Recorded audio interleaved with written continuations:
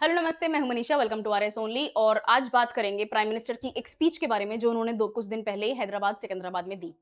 इस स्पीच में prime minister ने 7 रिस्पॉन्सिबिलिटीज की बात करी, 7 ऐसी नेशनल रिस्पॉन्सिबिलिटीज जो हम सभी नागरिकों के कंधों पे हैं, हमें निभानी चाहिए। चाहिए वाला है, कोई कंपल्शन अभी तक तो नहीं है।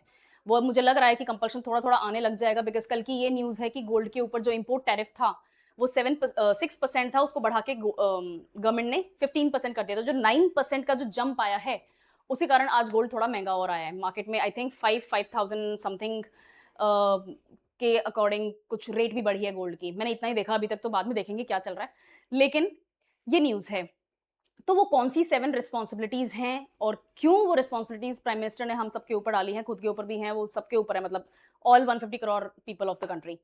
तो वो क्यों हैं, उनके ऊपर बात करते हैं। बट बिफोर दैट मैं आपको बताना चाहती हूँ, अगर आपका कोई क्वेश्चन होता है, कोई क्वेरी है, कोई काउंसलिंग चाहिए, मेंटरशिप चाहिए, किसी भी टाइप की कोई क्वेश्चन को समझना है, आपको आंसर चाहिए किसी क्वेश्चन का, तो डिस्क्रिप्शन बॉक्स में एक गूगल फॉर्म है, उसको फिल करके सबमिट कर दो, आपकी फ्री में काउंसलिंग हो जाएगी। आपको लगता है बहुत लंबा प्रोसीजर है, इतना नहीं करना है, तो कोई बात नहीं, एक फ़ोन नंबर भी फ्लैश कर रहा है वहीं पे साथ में, राइट? उस पे कॉल करो और आपकी जो भी प्रॉब्लम है, क्वेरी है, जो भी है, you can call on that, ठीक है? तो counselling team is very talented, आपके हर क्वेश्चन का आंसर उनके पास में है, तो take help, okay? It's free, ठीक है? चलो, यहाँ बात करते हैं। तो प्राइम मिनिस्टर ने एक बात बोली एंड दैट इज़ कि हमारे पास में nation first duty above comfort नाम का एक नेशनल रिस्पॉन्सिबिलिटी है। अब ये नेशन फर्स्ट की बात कहा रही है, ठीक है? नेशन फर्स्ट है, क्या फ़र्क पड़ता है? 28 फरवरी को क्या हुआ था? ईरान में तेहरान के ऊपर यूएस और इज़राइल ने मिलके जॉइंट अटैक कर दिया और ईरान की 41 जो टॉप लीडरशिप थी, इंक्लूडिंग अयतुल्ला खोमेनी, उनकी डेथ हो जाती है। उसके बाद से Iran is an all out war state. It is in an all out war state, ठीक है? तो क्योंकि वहाँ पर वॉर चल रहा है, वो कौन-सी जगह है? West Asia. वहाँ अच्छा ठीक है, एक और चीज़ मैं बता दूँ, न्यूज़पेपर्स में आपको मिडल ईस्ट देखने को मिलेगा। इंडिया के लिए वो मिडल ईस्ट नहीं है, इंडिया के लिए वो western part of Asia as a continent है, ठीक है? तो एशिया का जो वेस्टर्न पोर्शन है, वो है। मिडल ईस्ट बोलते हैं अमेरिकाज़ और यूरोप। आई डोंट नो कि यूरोप भी टेक्निकली मिडल ईस्ट क्यों बोलता है, इमीडिएट ईस्ट बोलना चाहिए, बट अमेरिकाज़ के लिए, यूरोप के लिए, नेटो के लिए इनफैक्ट वो एक मिडल ईस्ट सेक्शन में आता है। हमारे लिए वो वेस्ट एशिया है। तो अगर आप एग्ज़ाम में लिखते हो, वेस्ट एशिया लिखना है। मिडल ईस्ट कोई गलत तो नहीं करेगा, करना भी नहीं चाहिए, बट हो सकता है किसी का दिमाग फिर जाए, बोला हमारे लिए मिडल ईस्ट नहीं है, हमारे लिए तो वेस्ट एशिया है। ठीक है? चलो, तो अब वेस्ट एशिया में वॉर चल रहा है। वेस्ट एशिया में क्या होता है? वहाँ पे क्या है? ओपेक। ओपेक क्या है? ऐसे देश, ऐसे राष्ट्र जो कि ऑयल और नेचुरल गैस को एक्सट्रैक्ट करके दुनिया में बेच रहे हैं, भेज रहे हैं। अगर ऑयल और नेचुरल गैस प्रोड्यूस करने वाले कंट्रीज़ वॉर में होंगे, तो वो ऑयल और नेचुरल गैस या तो नहीं प्रोड्यूस करेंगे या फिर कम प्रोड्यूस करेंगे, या फिर प्रोड्यूस भी कर रहे हैं, कम भी नहीं है, सब कुछ ठीक है, लेकिन क्योंकि वॉर में वो जगह है, तो शिप्स और पाइपलाइन्स जो वहाँ से इन चीज़ों को सप्लाई करती हैं, उनके ऊपर अटैक होने का खतरा है। अगर उनके ऊपर अटैक होने का खतरा होगा, तो जो इंश्योरेंस कंपनीज़ इन सामानों की इंश्योरेंस देती हैं, वो महँगी हो जाएँगी। All in all demand supply का गेम है और वहाँ पर क्या हो रहा है, वो ऑयल, वो नेचुरल गैस, वो पीएनजी, एलपीजी जो भी हैं, वो सारे के सारे महँगे हो गए हैं।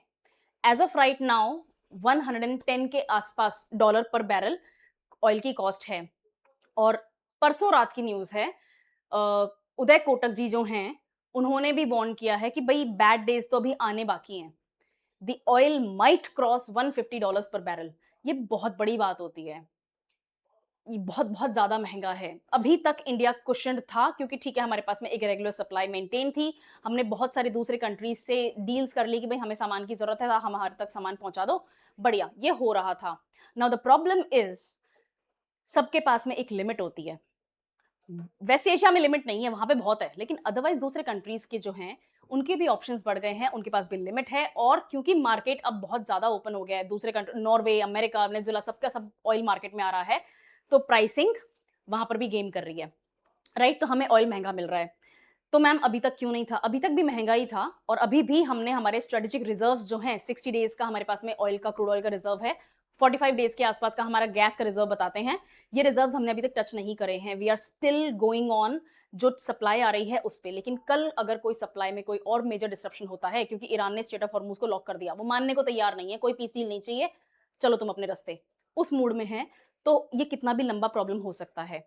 ठीक है? और अगर ये इतना ही लंबा प्रॉब्लम है तो कब इंडिया की किसी शिप पे अटैक हो जाएगा, कोई स्ट्रे मिसाइल आके गिर जाएगी, गलती से अटैक हो गया, मान लेते हैं ज़बरदस्ती नहीं खींच रहे लेकिन कुछ गलती से हो गया, तो हमारा तो नुकसान हो गया, राइट। उसके क्वेश्चन के लिए इंट्रोडक्शन समझ में आ गया, राइट। अब आगे देखते हैं कि प्रॉब्लम कहाँ आ रही है।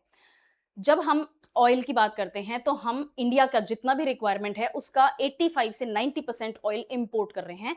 उसमें से भी मोर देन 80% ऑयल हमारा वेस्ट एशिया से आ रहा है।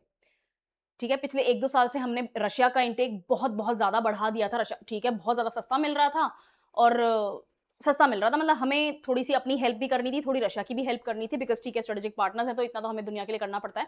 दुनिया में सब करते हैं, ठीक है? लेकिन अब प्रॉब्लम ये हो गई है कि जो हमारा अल्टरनेट मेन सोर्स था, वहाँ पर इश्यू आ गया है। तो हम जो ऑयल इंपोर्ट करते थे, वो वेस्ट एशिया से करते हैं, वहाँ पर वॉर है और सिचुएशन बहुत अनसर्टेन है। दूसरी चीज़ उन्होंने बताई, जो टॉपिक्स बोले थे अभी अपन डिटेल में देखेंगे। इंट्रोडक्शन देख लेते हैं। उन्होंने गोल्ड के बारे में भी बोला कि भैया सोना-वोना मत खरीदो, बहुत कर रहे हो तुम लोग। क्यों ले रहे हो इतना? है ना तुम्हारे पास में ओढ़ने पहनने के लिए, तो फिर क्यों खरीद रहे हो? राइट? तो ये जो गोल्ड है, हम ये भी इंपोर्ट करते हैं। हम ज़्यादातर गोल्ड वर्ल्ड से इंपोर्ट करते हैं। हमारे पास में गोल्ड इतना पैदा नहीं होता कि देश की ज़रूरतें पूरी हो सकें। Okay? Right. Next edible oil. अभी जो एडिबल ऑयल है, पे अटेंशन, जस्ट बोला ही नहीं गया, वरना ये एडिबल ऑयल जो है ये ज्यादातर पाम ऑयल है which is very bad for your health. First तो यही यही मैं बता देती हूँ प्लीज। ये जो आपके आते हैं ना कि सोयाबीन ऑयल खा रहे हो, ये जो रिफाइंड ऑयल ले रहे हो, ये सब जिसमें आप अपनी पूड़ियाँ और पकौड़े तलते हो, ये सब मत करो। ये पाम ऑयल है, ये बहुत खतरनाक है, आपका शरीर खराब कर देगा। तो हम एडिबल ऑयल भी इंपोर्ट कर रहे हैं। और तीसरी और चौथी जो मोस्ट इंपॉर्टेंट चीजों में से एक है वो है केमिकल फर्टिलाइजर्स। फर्टिलाइजर कौन यूज करता है? आप और मैं करते हैं क्या? नहीं, फार्मर्स यूज करते हैं, राइट। फर्टिलाइजर्स, केमिकल फर्टिलाइजर्स जो फैक्ट्रीज में बनते हैं, इसमें ज्यादातर पोटाश और नाइट्रस ऑक्साइड और इनकी जरूरत होती है। और ये जो पोटाश और नाइट्रस ऑक्साइड वाली जो चीजें हैं ये हम इंपोर्ट करते हैं। आप कुछ भी अगर इंपोर्ट करोगे उसका पैसा देना पड़ेगा। दुनिया में ज्यादातर ट्रेड कौन सी करेंसी में होती है? डॉलर में होती है। यूनाइटेड स्टेट्स का जो डॉलर है उसमें होती है ज्यादातर। ठीक है, बहुत से कंट्रीज हैं जो बहुत कुछ छोटा मोटा ट्रेड दूसरे करेंसीज में कर रहे हैं, एक दूसरे की करेंसीज में कर रहे हैं। इवन देन यूनाइटेड स्टेट्स का जो डॉलर है, यूएसडी जो है, वो मोस्ट इंपॉर्टेंट करेंसीज में से एक है। इनफैक्ट मोस्ट इंपॉर्टेंट करेंसी है और उसी में ट्रेड होती है, राइट। ट्रेड इस करेंसी में होने का सिंपल सा मतलब ये है कि हमारे पास में जितना भी डॉलर का रिजर्व था, इन सब चीजों को मंगवाने में हमें उस रिजर्व को निकालना पड़ता है। जब हम फॉरेक्स रिजर्व को निकालते हैं तो हमारा डेफिसिट बढ़ता है। जब हमारा डेफिसिट बढ़ता है तो रुपी की वैल्यू गिरती है। इसीलिए आपने देखा होगा पिछले 1-2 साल से बहुत ज़्यादा रुपी की वैल्यू गिरी है। आई थिंक सितंबर 2025 की बात है, जब रुपी की वैल्यू 90 रुपीज़ टच करी थी, तो मैंने बोला भी था, मैंने एक वीडियो भी बनाया था उस पे। I will place the link in the description below. मैंने उस वीडियो में बोला भी है कि अगर यही चलता रहा और वेस्ट एशिया में जो झंझट होने के जो आसार नज़र आ रहे हैं, जो कि अब हो भी गया है, अगर ऐसा ही चलता रहा तो नेक्स्ट ईयर सितंबर आने से पहले-पहले we will touch it 100 rupees per dollar. हम 3 डिजिट पे एंटर कर जाएँगे। सितंबर आना बाकी है, 95-96 के आस-पास हम ऑलरेडी पहुँच चुके हैं, तो आई डोंट थिंक कि मैं गलत रहूँगी। बट ये बहुत खतरनाक बात है। जब हम डॉलर बाहर निकाल देते हैं, जब हम डॉलर निकाल देते हैं ट्रेड करने के लिए, हमारे पास में फॉरेक्स कम हो जाता है। जब हमारे पास में फॉरेक्स कम हो जाता है, तो रुपये की वैल्यू डेप्रिशिएट करती है। ये बेसिक इकोनॉमिक्स है। आई होप कि आपको यहाँ तक अभी तक मेरे साथ में समझ में आ रहा है। ओके? तो हम क्या चाहते हैं कि हम अपना फॉरेन एक्सचेंज जो है उसको बचा के रखें। This is the first thing. Okay, हम इंपोर्ट डिपेंडेंस भी कम करना चाहते हैं कि मैम ये सारी चीजें तो अपन इंपोर्ट करते हैं, अगर नहीं करेंगे तो इंपोर्ट जो हम सामान कर रहे हैं, जिसके ऊपर डिपेंड कर रहे हैं, उसको हम कम कर सकते हैं। और आत्मनिर्भर भारत, प्राइम मिनिस्टर ने बोला है कि जो देश में पैदा हो रहा है सामान, उसको यूज करना प्रायोरिटी बनाओ। ना मेरी इसमें बहुत बड़ी शिकायत है, यहाँ जो मैं माइक यूज कर रही हूँ, जो सिस्टम है, जो कैमरा यूज हो रहा है, उनमें से कोई भी चीज इंडिया में इस क्वालिटी की बनती ही नहीं है। तो मेरी मजबूरी है कि मैं ये चीजें खरीदूं, बाहर से ही खरीदूं, डॉलर में एक्सचेंज करूं, कुछ ना कुछ तो करूंगी ना, वरना मैं काम कैसे करूंगी, राइट। तो आत्मनिर्भर भारत वहां तक तो समझ में आता है कि ठीक है, घर का छोटा मोटा सामान है वो ले लिया, लेकिन जो actually bulk of technological goods हैं वो हमें बाहर से खरीदने पड़ रहे हैं। तो अगर प्राइम मिनिस्टर सुने कभी ऐसी बात, तो प्लीज यहाँ बनवाओ इन चीजों को। एनीवे, आगे चलते हैं। जो 7 रेस्पॉन्सिबिलिटीज हैं वो क्या हैं? सबसे पहले, प्रायोरिटाइज वर्क फ्रॉम होम, घर से काम करो। आज कैमरे में फील आ रहा है दूसरा डिफरेंट। ओके, तो मैंने सुन लिया प्राइम मिनिस्टर की। पहली चीज, घर से काम करो। घर से काम क्यों करो? आप ट्रैवल नहीं करोगे, तो आप अपनी गाड़ी में जो 2 व्हीलर है, 4 व्हीलर है, जो भी है आपके पास में, उसमें पेट्रोल डीजल नहीं डलवाओगे, वो बर्न नहीं होगा। जब वो नहीं होगा तो फिर जो इंपोर्ट हम डीजल पेट्रोल कर रहे हैं, जो टेक्निकली क्रूड ऑयल इंपोर्ट कर रहे हैं, उसमें कमी आएगी। मैम इतने से फर्क पड़ जाता है क्या? जी हाँ, इतने से फर्क पड़ जाता है। सिर्फ मेरे से अकेले से तो नहीं पड़ेगा, लेकिन हाँ, लाखों करोड़ों लोग इस बात को सुनेंगे और एक-एक दिन का भी फ़र्क पड़ेगा तो बहुत है। आई थिंक इंडियन एक्सप्रेस में लिखा हुआ था, परसों की न्यूज़ है। इंडिया में पर head 10 litres of petrol slash diesel हम रोज यूज करते हैं।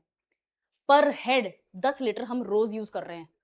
तो अगर हम पर हेड के बेसिस पे ही अगर देखें और एक एक 2-2 लीटर भी कम कर दें यूज करना, तो फर्क पड़ेगा। हम ये नहीं बोल सकते ट्रक वालों को कि भैया सामान मत लेकर आओ, वो तो लॉजिस्टिक्स हैं, वो तो चलेंगी, राइट? ट्रक्स हो गए, बसेस हो गई, हम उनको नहीं रोक सकते। इनफैक्ट प्राइम मिनिस्टर ने बोला है कि आप खुद के व्हीकल्स ना यूज करो, पब्लिक ट्रांसपोर्ट यूज करो ना। मेरी दूसरी शिकायत सुन लो prime minister ji, I have immense respect for you, but public transport की हालत इतनी खतरनाक है कि उसमें मैं नहीं चढ़ सकती। ऐसे इतना अनसेफ, इतना अनसैनिटरी और इतना अनरिलायबल है that it's almost impossible for people like me to travel through that. तो मैं वर्क फ्रॉम होम ही प्रेफर कर लूंगी सर। ठीक है, okay. First, next, non essential gold purchases को रोको। अब इसमें नॉन असेंशियल जो है, इसमें प्राइम मिनिस्टर ने स्पीच में बोला कि घर में शादी ब्याह है तो उसको डाल दो, या फिर बिना सोने के या फिर बहुत कम क्वांटिटी के सोने से ही अपनी दुल्हन ले आओ। सिंपल सी बात है। इंडिया में ऐसा कोई कोना नहीं है, इस देश में ऐसा कोई कोना नहीं है जहां पर वेडिंग्स के टाइम गोल्ड का एक्सचेंज ना होता हो। There is not a single corner in this country. अगर आप बोलते हैं कि मैम मैं उस गांव को या उस शहर को या उस एरिया को जानता हूं जहां पर ऐसा नहीं होता, वो एक एक्सेप्शन है। ओके? इंडिया में घरों में, हाउस होल्ड्स के पास में ट्रिलियंस की वैल्यू का गोल्ड है। इंडिया के टेम्पल्स में ट्रिलियंस की वैल्यू का गोल्ड है। But the government can not and must not ask for that. संभालो देश को, आपको बिठाया है वहां पे, हमसे हमारा सोना मत मांगो, क्योंकि ये हमारी सेफ्टी और सिक्योरिटी है। ठीक है, इतना समझ में आ गया? तो गोल्ड की वैल्यू क्या है हमारे लिए, बहुत इंपॉर्टेंट है। और गोल्ड हम क्या करते हैं, इंपोर्ट करते हैं, उसको कम करने के लिए बोला है। नेक्स्ट, डीजल कंजम्पशन, इसके अपन बात कर चुके हैं। वर्क फ्रॉम होम करो, और यहां पर इसके लिए इन्होंने ऑप्शन दिया कि या तो इलेक्ट्रॉनिक व्हीकल्स यूज करो, या फिर पब्लिक ट्रांसपोर्ट यूज करो, या फिर कारपूलिंग करो, कि भाई गाड़ी में ही जाना है तो आसपास के 2-3 लोग मिलकर एक गाड़ी यूज करो। ठीक है, इसमें 3 ऑप्शंस थे, या तो ईवी यूज करो, या फिर पब्लिक ट्रांसपोर्ट यूज करो, या फिर कारपूल करो। ये 3 ऑप्शंस प्राइम मिनिस्टर के दिए हुए हैं, मैंने एज इट इज मेंशन कर दिए। Next, cut down edible and cooking oil use. पिछले साल, नहीं सॉरी, नॉट पिछले साल, 2024 की इंडिपेंडेंस डे की स्पीच में प्राइम मिनिस्टर ने मेंशन भी किया था कि इंडिया में ओबेसिटी बहुत ज्यादा बढ़ती जा रही है। जी हाँ, मैं ऐसे रिलेट करती हूँ, तभी आपको भी लगेगा कि अच्छा ठीक है, बहुत बड़ी प्लानिंग होती है, तब जाके काम होते हैं कंट्री में। ओके, प्राइम मिनिस्टर ने तब बोला था 2024 की इंडिपेंडेंस डे की स्पीच में, 15 अगस्त की स्पीच में लाल किले से बोला था कि देश में ओबेसिटी, डायबिटीज ये बहुत ज्यादा बढ़ते जा रहे हैं और इसको कर्ब करने की जरूरत है। तो हम नहीं चाहते कि सब लोग मतलब अनहेल्दी हों, दवाइयों पे डिपेंड करें। आप अपनी हेल्दी हैबिट्स को थोड़ा सा ट्वीक कर सकते हो। हेल्दी हैबिट्स में सबसे पहला पॉइंट यही बोला था उन्होंने कि आप जो तेल तलने के लिए यूज करते हो, पहली बात तो तला फला खाना मत बंद करो। ठीक है ना, ये बंद करो, मतलब मत बंद करो नहीं, मतलब मत खाओ, बंद करो। ओके, राइट, तलने वाले काम बंद कर दो। दूसरी चीज, अगर आपको खाना ही है तो try to not use palm oil वाला मिक्स करा हुआ रिफाइंड ऑयल। ठीक है, वही चीज यहां पर आज फिर आ गई। कारण दूसरे हैं, वहां ओबेसिटी की बात हो रही थी, यहां पर कारण हमारा इंपोर्ट के कारण हो रहा है। तो कुकिंग ऑयल और एडिबल जो आप पाम ऑयल यूज करते हो उसको यूज करना बंद कर दो। कट डाउन, इन्होंने बोला है कि 10% कम कर दो। 1 चम्मच यूज करते हो तो पौना चम्मच यूज करो। ठीक है, इतना। I don't take oil. Anyway, avoid unnecessary foreign travel. ये क्या कर दिया, गर्मियों की छुट्टी आने वाली है प्राइम मिनिस्टर, हमें घूमने जाना है, भाई के पास जाना है, जीजा के पास जाना है, कुछ ना कुछ तो करना है, अभी मत जाओ। ठीक है, क्यों? अब इसमें क्या दिक्कत है? फ्लाइट मेरी है, फ्लाइट में मैं पैसे दे रही हूँ, वहां जाके होटल में भी नहीं रुकना, मुझे तो घर जाना है किसी के। प्रॉब्लम ये होती है कि जब आप कहीं बाहर जाते हो तो आपको एयरपोर्ट पे एक्सचेंज कराने पड़ते हैं rupees against that countries currency. For example, मुझे यूके जाना है, ठीक है, मेरे को जून में यूके जाना था, लेकिन अब मुझे लग रहा है गड़बड़ी है। तो अगर मुझे यूके जाना है तो जब मैं यहाँ से कुछ रुपीज लेकर जाऊंगी तो मैं वहां रुपीज में तो शॉपिंग नहीं कर सकती। रुपीज में तो मैं वहां पर टैक्सी वाले को रुपए में दे दिया और फिर मैं ट्रैवल कर रही हूँ, नहीं कर सकते। वहां तो मुझे पाउंड में करना पड़ेगा, और पाउंड की क्या वैल्यू है, 125 के आसपास चल रहा है। तो अगर मैं यहाँ से रुपीज लेके जाती हूँ बाहर और वहां पर एक्सचेंज में पाउंड्स लेती हूँ, तो मेरा फिर फॉरेन एक्सचेंज गया। ऐसे ही काम करता है, फॉरेन एक्सचेंज गया ना।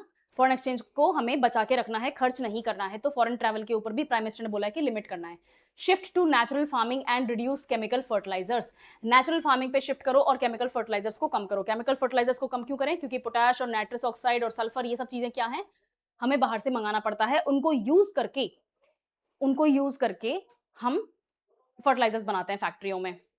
Again same thing, foreign exchange. इन सब रिस्पॉन्सिबिलिटीज के पीछे एक ही कारण है, and that is to conserve the foreign exchange. Okay, घर पे बनाया हुआ जो आपका खाद होता है, जो घर पे से मेरा मतलब है, जो इंडिया में जो खाद बन रहा है, उस खाद को यूज़ करो, नेचुरल फार्मिंग करो, ऑर्गेनिक फार्मिंग करो, मैन्योर यूज़ करो, एनिमल्स वगैरह कितने हैं, उनका मैन्योर यूज़ करो, बट केमिकल फर्टिलाइज़र्स से थोड़ा-सा बचो। ये फार्मर्स के लिए है। और अडॉप्ट स्वदेशी प्रोडक्ट्स। जो भी कंट्री में बन रहा है, हो सकता है आपको थोड़ा-सा महँगा मिले, लेकिन कंट्री में बनने वाली चीज़ों को ही यूज़ करने की कोशिश करो। सेम थिंग हम फॉरेन एक्सचेंज बचाना चाहते हैं। ओके? ये समझ में आया? ये चीज़ मैंने एग्ज़ैक्टली इसी तरीके से एक्सप्लेन करके हर स्लाइड पे लिखी है। If you want to take a screenshot और राइट डाउन, प्लीज़ पॉज़ करके इनको लिख लो। First responsibility prioritise work from home. तो हम वर्क फ्रॉम होम की कल्चर को रिवाइव करना चाहते हैं, जो हमने कोविड के दौरान की थी।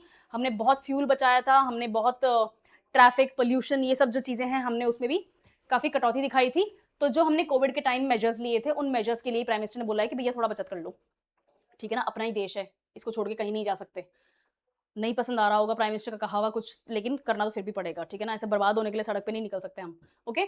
Avoid non essential gold purchases, we have already seen. हम गोल्ड इंपोर्ट करते हैं अराउंड $70 बिलियन का। दुनिया का लार्जेस्ट गोल्ड इंपोर्टर इंडिया है। एक्चुअली इंडिया नहीं है, इंडिया सेकंड पे है, आई थिंक नंबर 1 पे चाइना है, but not too far from that country. China क्या है? चाइना गोल्ड को सिक्योर करता है एज अ करेंसी, और हम गोल्ड को खरीद के लॉकर्स में डाल लेते हैं। हमारा ट्रेडिशन थोड़ा डिफरेंट है, क्या कर सकते हैं, राइट?